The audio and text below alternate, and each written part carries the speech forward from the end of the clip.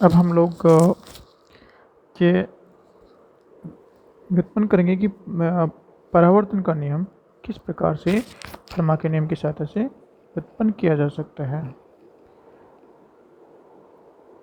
फर्मा के नियम से फर्मा के नियम से परावर्तन के नियम की उत्पत्ति। परावर्तन का नियम, सबसे पहले हम जान लेते हैं कि परावर्तन का नियम क्या है। परावर्तन के नियम क्या है? परावर्तन के नियम, ठीक है। तो परावर्तन के नियम में हम लोग पहले लेते हैं कि आपतन कोण I व परावर्तन कोण R बराबर होते हैं, ठीक है। आपतन कोण I परावर्तन कोण बराबर होते हैं। दूसरा है कि आपतित किरण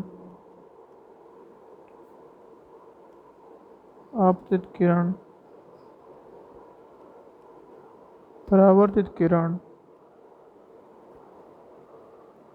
तथा अभिलंब तीनों एक ही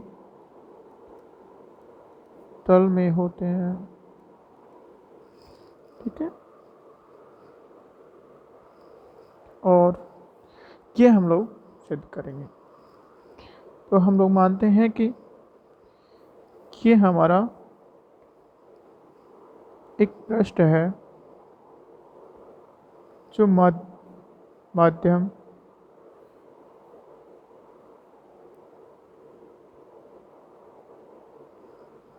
दो माध्यम है,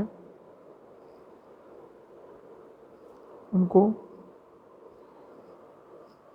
या फिर हम मानते हैं कि हमारा एम प्राइम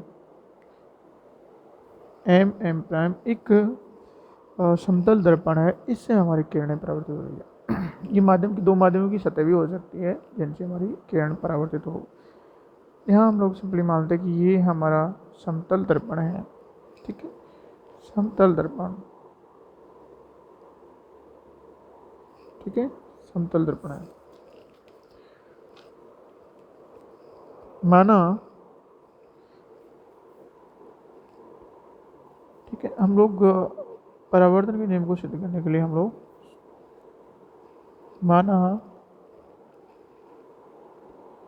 माना प्रकाश किरण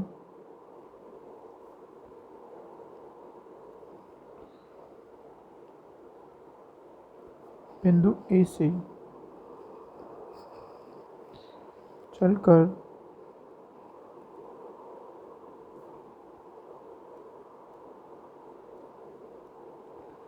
समतल दर्पण एम प्राइम के बिंदु O पर आपतित होती है, ठीक है। माना हमारे पास में कोई बिंदु है A, ठीक है, कोई बिंदु A है। इस बिंदु से एक प्रकाश किरण यहाँ से चलती है हमारे पास में और सपोज करो यहाँ पे गिरती है, ठीक है। ये बिंदु हमारा O है, O बिंदु है, ठीक है, गिरती है तथा आपतित होने के उपरांत, ठीक है, आपतित होने के उपरांत बिंदु समतल दर्पण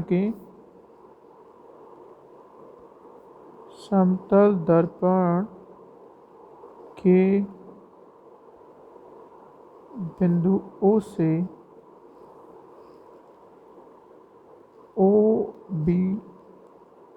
दिशा की ओर, ठीक है, परावर्तित हो जाती है। ठीक है, तो यहाँ से एक किरण हमारी चली और यहाँ पे आपतित हुई। यहाँ से आपतित होने के पश्चात कि ओ बी डायरेक्शन में हमारी परावर्तित हो जाती है। ये हमारी ओ बी डायरेक्शन है। ठीक है, बिंदु यहाँ पे हमारा बिंदु भी है। ओके, ये हमारा बिंदु भी। अब हम क्या करते हैं, ये जो समतल दर्पण है उस पर एक लंब डालते हैं यहाँ से। ठीक है, जो आपतन कोण कितना हो गया, जितना ये अवलंबी से कोण बनाती है दैट इज आर, और हमारा परावर्तन कोण कितना हो गया, ये हमारा परावर्तन कोण है। ये हम लोग क्या करते हैं, बिंदु ए से समतल दर्पण के इस पे लंब हम लोग ए एम डालते हैं और इस बिंदु से भी हम लोग ए लंब डालते हैं। ठीक है, आपतन कोण दर्पण एम एम पर अभिलंब, दर्पण एम एम पर अभिलंब, जैसे हम लोग इसको हम लोग बिंदु एन मान सकते हैं। ठीक है, एन ओ है, तब आपतित कोण ए ओ एन इक्वल टू कोण आई होगा।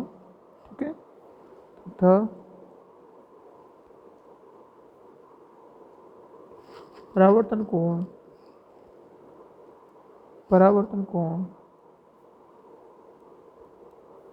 क्या होगा, हमारा परावर्तन कोण एन ओ बी, जो कि हमारा आर होगा। ठीक है, ये हमने अविलंब डाला तो हमारा आपतन कोण ये हो गया अविलंब से, और परावर्तन कोण ये हो गया। तो हमारा जो ये वाला एंगल है, ये वाला एंगल हमारा हो जाएगा 90 डिग्री माइनस आई, ये वाला एंगल हो जाएगा हमारा 90 डिग्री माइनस आर। ओके, हम क्या करते हैं, इससे हम लोग कुछ मैथमेटिकल रिलेशन एस्टेब्लिश करते हैं। इसके लिए हम क्या करते हैं, बिंदु ए से एम एम पर अभिलंब A M equal to A डालते हैं तथा बिंदु बी से दर्पण समतल दर्पण एम एम प्राइम पर एम एम प्राइम पर अभिलंब B M prime equal to B डालते हैं। ठीक है, तो ये हमारा अभिलंब ए हो गया, ये हमारा अभिलंब बी हो गया। उसके बाद में हम लोग एक काम और करते हैं, माना M M prime equal to C है तथा M O equal to X है, तब O M prime equal to M M prime minus M O, या फिर हमारी O M prime equal to C minus X हो जाएगी। ठीक, अब हम लोग जिस प्रकार से हमने अपवर्तन के लिए कुछ त्रिकोणमितीय संबंध या कहेंगे हम लोग इस त्रिभुज की सहायता से कुछ संबंध स्टेब्लिश करते हैं जिनका हम लोग आगे उपयोग करेंगे। तो हम लोग यहाँ पे ए ओ ज्ञात करते हैं, A O equal to M O D by M O square equal to M O square plus A M square. Okay, तो हमारा एम ओ कितना है, हमारा एम ओ है एक्स है, यहाँ पे हम लोग लिख सकते हैं स्मॉल, ये हमारा एक्स है। ठीक है, और यहाँ से हमारा सी माइनस एक्स है, ये यहाँ तक की दूरी, और टोटल हमारी लेंथ होगी सी। ओके, ये हमारी टोटल लेंथ होगी। सो हमारा M O square plus A M square, M O कितना है हमारा एक्स है, ये है, तो हम लोग इसको लिखेंगे A square plus x square. Simply हमारा ए ओ कितना हो जाएगा, square root A square plus x square. उसी प्रकार से हमारा O B equal to O B square equal to O M prime square plus B M prime square, ठीक है। सो हमारा ओ एम प्राइम कितना है, ई सी माइनस एक्स है, और बी एम प्राइम कितना है, बी है। तो ये आ गया हमारा सी माइनस एक्स को स्क्वायर प्लस बी स्क्वायर। तो हमारा ओ बी होगा वो हो जाएगा स्क्वायर रूट सी माइनस एक्स को स्क्वायर प्लस बी स्क्वायर। ये हमारे पास में ओ ए तथा ओ बी आ गई। अब हम लोग एक और सवाल स्टेब्लिश करते हैं कि हमारा एम ओ क्या है भाई, ए ओ कितना है। देखो हमारा एम ओ डिवाइड बाई ए ओ यहाँ से देख सकते हैं हम लोग कि हमारा आधार है, ये हमारा करण है। तो हमारा आधार बाई करण हो गया कोस ऑफ 90 माइनस आई। सो ये हो गया cos 90 minus I equal to sine I हो गया, ओके। और हमारा एम ओ कितना है, हमारा एम ओ है एक्स है, और ए ओ कितना है, ए ओ हमारा ए ओ है। तो हम लोग इसको लिख सकते हैं कि एम ओ कितना है हमारा एक्स है, या भाई ए ओ कितना है, ए ओ ये रहा ए स्क्वायर प्लस एक्स स्क्वायर का स्क्वायर रूट, ये हमारा साइन आई है, ओके। ये हमारे पास फर्स्ट नंबर का रिलेशन आ गया। दूसरा उसी प्रकार से हमारे पास में इसी प्रकार से हम एस्टेब्लिश कर सकते हैं O M prime D by O B. देखो यहाँ पे O M prime D by O B है। सो ये इस एंगल से हमारा this is cos of 90 minus R होगा। So cos of 90 minus R equal to sine are, ठीक है। हमारा ओ एम कितना है, ये हमारा ओ एम है सी माइनस एक्स, और ओ बी कितना है हमारा, ओ बी है हमारा ये ओ बी है। तो हम लोग लिख सकते हैं C minus x divide by square root of C minus x square plus B square, okay, divide by equal to sine R. ये हमारा दूसरा नंबर का रिलेशन आ गया। तो हमने अपने जो रिलेशन है, ये जो रिलेशन है ए ओ ए स्क्वायर प्लस एक्स स्क्वायर यहाँ पे लिख लिया हमने, और ओ बी इक्वल टू हमारा C minus x square plus B square उसको यहाँ पे लिख लिया, और जो X divide X square plus x square sine आया था हमारा साइन आया गया, और C minus x divide C minus X whole square plus B square equal to sine R, ये जो आया था हमने हमारा उसको हमने यहाँ पे लिख लिया। अब हम लोग एस्टेब्लिश करेंगे कि किस तरह से हम लोग इन संबंधों की सहायता से और फर्मा नियमों का उपयोग करते हुए हम लोग किस तरह से इसको व्यक्त कर सकते हैं, ठीक है। सो बिंदु ए व बी के बीच की प्रकाशिक दूरी, इस बिंदु ए व बी के बीच की प्रकाशिक दूरी निकालते हैं हम लोग, ठीक है। बिंदु ए व बी के बीच की प्रकाशीय दूरी, चूँकि जो हमारी प्रकाश की किरण है एक ही माध्यम से ही दूसरी वापस उसी माध्यम में परावर्तित हो जाते हैं, अतः अगर हम लोग हाँ निकल सकते हैं हम लोग इसमें, अगर इसका अपवर्तनांक म्यू है तो हम लोग म्यू से मल्टीप्लाई कर सकते हैं। अगर ये वायु में है तो हम लोग म्यू से मल्टीप्लाई नहीं करेंगे, क्योंकि हम लोग मानते हैं कि वायु में प्रकाश का वेग निर्वात के वेग के बराबर होते हैं। हम लोग सिंपली मानते हैं कि वायु में प्रकाश के वेग के बराबर, अगर नहीं है तो हम लोग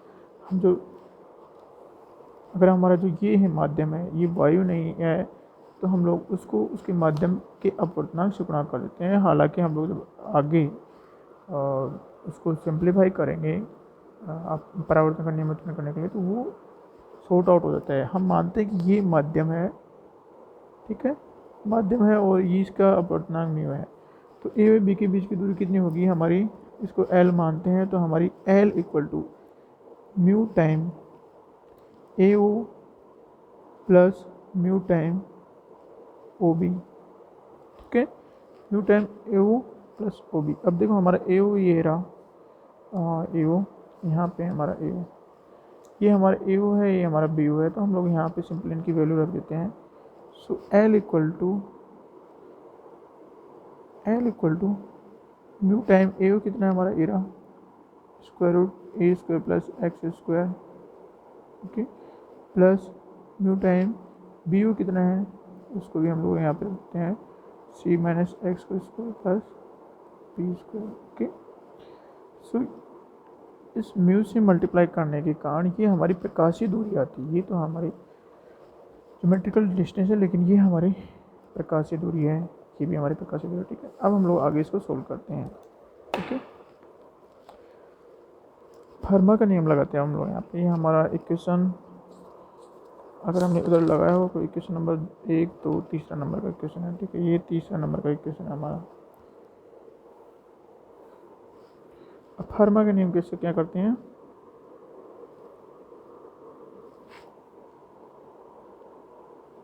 फर्मा के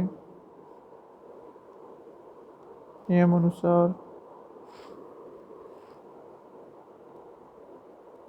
बिंदु ओ ऐसी स्थिति में होगा कि प्रकाशीय दूरी जो हमारे पास एल है या इसको पार करने में लगा प्रकाशीय दूरी न्यूनतम हो या महत्तम हो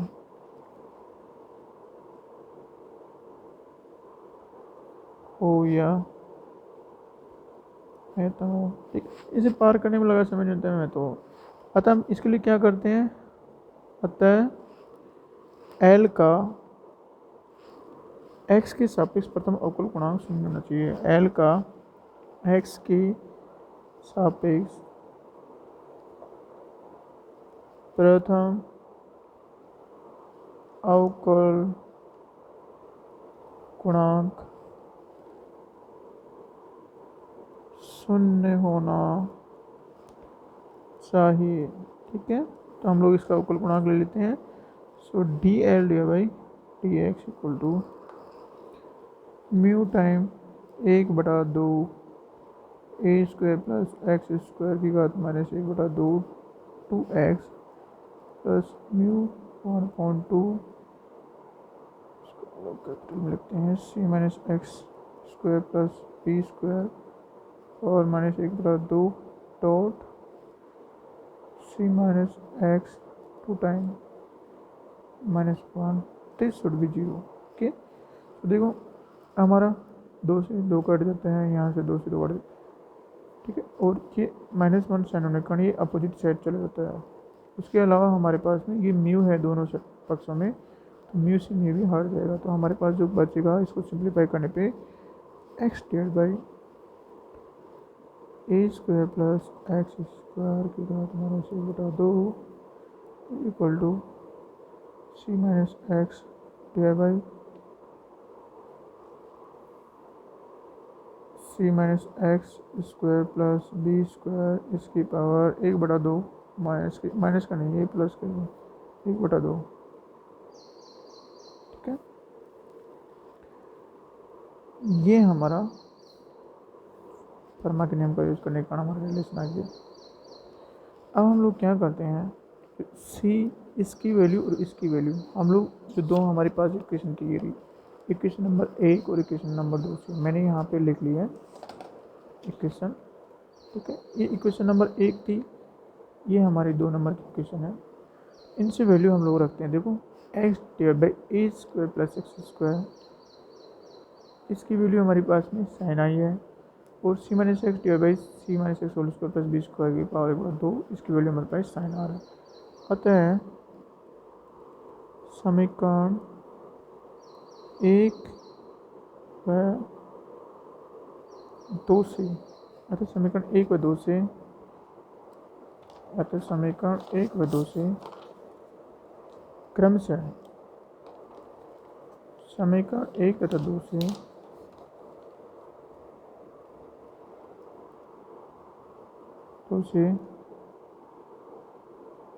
क्रमशः X divide by A square plus x square की पावर 1/2 तथा C minus x divide by C minus X P square को का मान समीकरण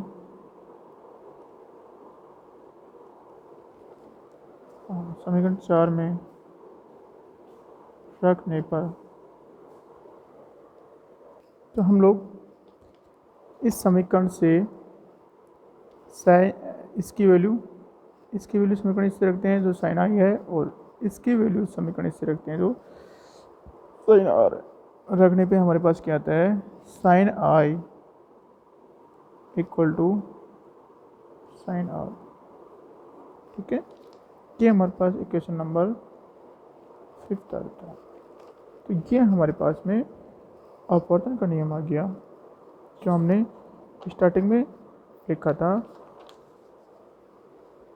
कि आपतन कोण आई व परावर्तन कोण आर बराबर होते हैं। तो यहाँ से हम लोग इसको निकाल सकते हैं। जब दोनों बराबर है, इसका मतलब क्या है, आपतन कोण इक्वल टू परावर्तन कोण। अतः आपतन कोण व परावर्तन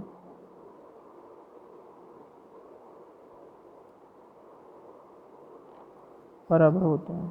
ठीक है, ये अपवर्तन का पहला नियम था। उसके अलावा जो इसके बाकी नियम हैं उनको भी हम लोग निकाल देते हैं क्या करके। बाकी नियम कौन कौन से हैं, एक मिनट दिखा देता हूँ मैं। इरा आपतित किरण, परावर्तित किरण तथा अवलंब तीनों एक ही तल में होते हैं। यहाँ से हम देख सकते हैं कि आपतित किरण है, ये परावर्तित किरण है, और ये हमारा विलंब है। ये तीनों एक ही तल में होते हैं, और ये दर्पण का जो वो है वो भी एक ही तल में होते हैं। ठीक है, सिंपली मुझे इसको लिखने पे ये हमारा फर्मा के नियम की सहायता से परावर्तन के नियमों की उत्पत्ति हो जाती है। ठीक है, लिखता हूँ मैं। तो ये तो हमारा पहला नियम हो गया, इसका परावर्तन का पहला नियम हो गया परावर्तन का। ठीक है, और उसके बाद जो दूसरा है वो है कि आपतन कोण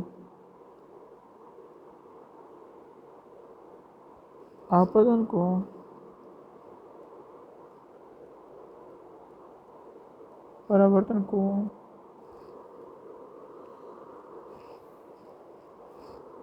तथा अविलंब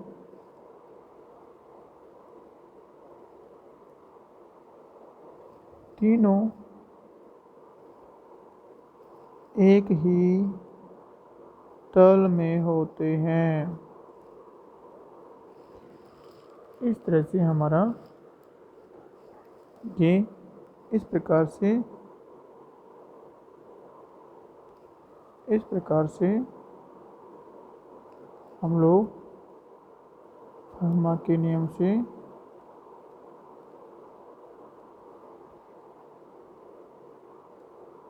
परावर्तन के नियमों की उत्पत्ति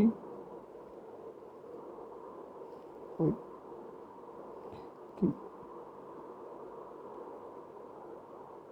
ठीक है, की जा सकती है। ये हमारा लेक्चर यहाँ पे खत्म होता है।